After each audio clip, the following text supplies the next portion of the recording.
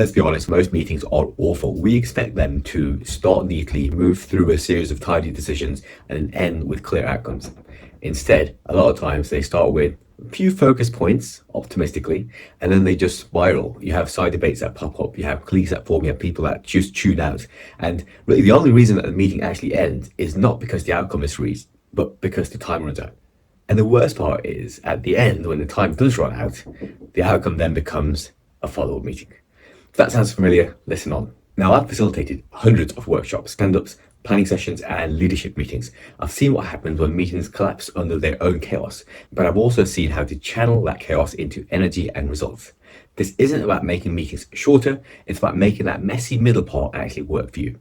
To bring this together, the illusion is that meetings are supposed to be linear: intro, agenda, decisions, wrap up. But the reality is that meetings are often messy, non-linear, and full of competing agendas. And the amazing part is that everyone still goes to a meeting believing the illusion, believing that it's going to be a linear meeting, intro, agenda, decisions, wrap up. And everyone plans based on that illusion. And at the end, everyone's disappointed because reality hits. In fact, the Harvard Business Review found that 71% of managers think that meetings are unproductive. And psychological research talks about a term called production blocking. When only one person can speak at a time, it means ideas are lost or cut short. And this mismatch between the illusion of control and the reality of chaos is why so many meetings fail, because you fail to prepare for that chaos. Before we look at how to resolve this and how to mediate that chaos, let's try to understand better why meetings fail. So side topics emerge. People bring in issues that they've been holding in. Cliques form. 2 or 3 people dominate, the others shut down. And people check out. They're multitasking, they're scrolling, they're zoning out. This is easy to do in person, but so easy to do online. And while you might think that you can multitask, MIT research on meeting multitasking shows clearly that comprehension and recall drop sharply when people disengage. And then, like I said, when that meeting ends and the outcome is just the promise of another meeting, just sets the tone, doesn't it? All right, let's move on to looking at solutions. How do we do this? Number 1, you need a clear purpose to the meeting, not just an agenda.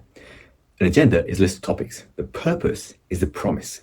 So for example, instead of saying agenda budget review, you say by the end, we will agree on 3 budget options and pick one. Yeah, one's an agenda, one's a promise. University of Nebraska found that meetings with a clear purpose were on average 29% shorter. Purpose creates that focus and urgency in a way that bullet point agendas never do. Number 2, make use of the divergence-convergence model. Stop fearing the divergence. Meetings go off track because people want to be heard. That is not a failure, that's energy, and you have to be able to harness the energy. The trick is knowing when to diverge, when to converge. And one way to do that is to time box both phases. Diverge to let the ideas and chaos expand. Converge, tighten into decisions. And if you time box these 2 phases, that chaos becomes creativity instead of just confusion. Again, it's about understanding that's going to happen and allowing for it to happen in a controlled way.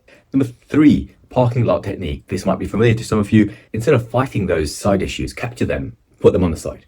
When someone brings up an off-topic point, don't shut them down, write it down visibly in the parking lot. And if it's online, you can have it to the side of your mural, and if it's in person, just a post-it note on the side. Research from facilitation experts like Sam Kano show that visible capture lowers that tension because people feel heard, even if the issue isn't solved right now. So you want to make sure that people are heard. Now, people have brought this up in your meeting because they haven't been able to do so elsewhere in other communication channels.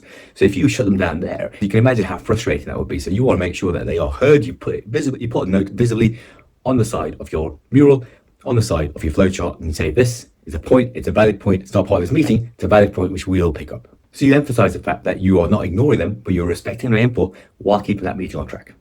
Number 4, structured participation. All right, you want to level the playing field. Without structure, the loudest voices will just dominate. So you need to build that structure into participation.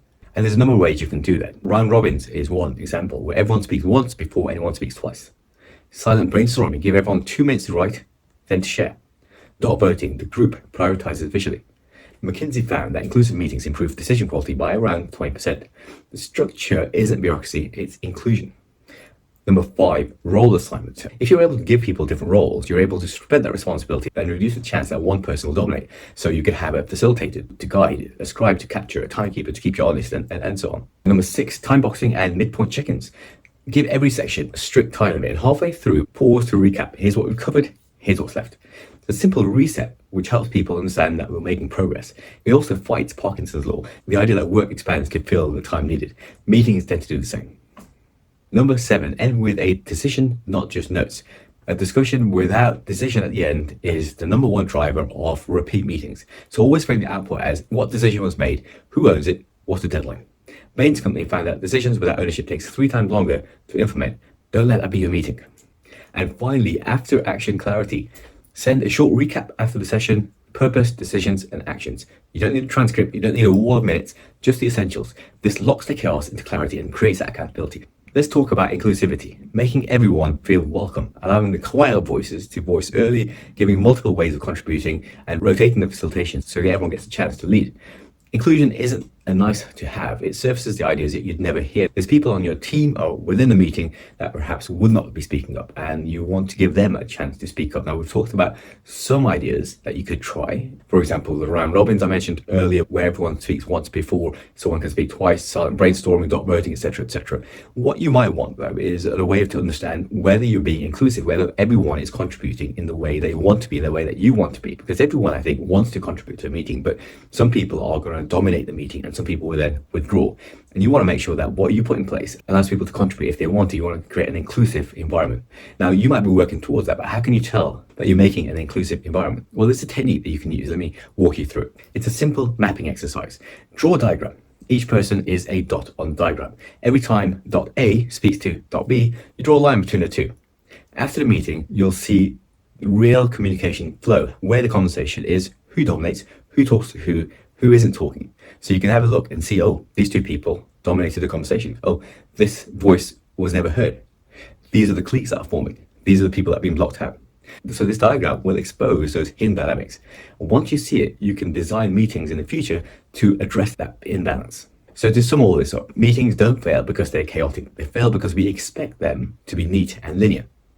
But if you expect chaos, then you're able to embrace the chaos, guide that chaos with structure, and make space for every voice. And you're able to transform those meetings from time sinks into actual accelerator. Thanks for watching, everyone. If you're interested in seeing how a strong Scrum Master facilitates meetings, check out this video right here. Make sure you press like, press subscribe, and share this video with as many people as you can so that I can spread my message further.